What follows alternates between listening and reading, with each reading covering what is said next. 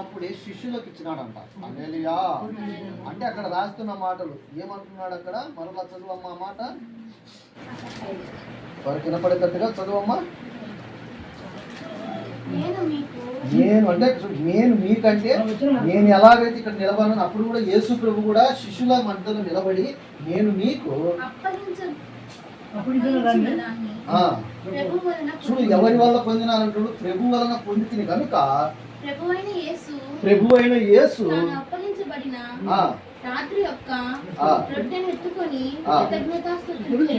చూడు ఆ రొట్టెను అంటే శిష్యులకు క్లియర్గా చెప్తున్నాడు.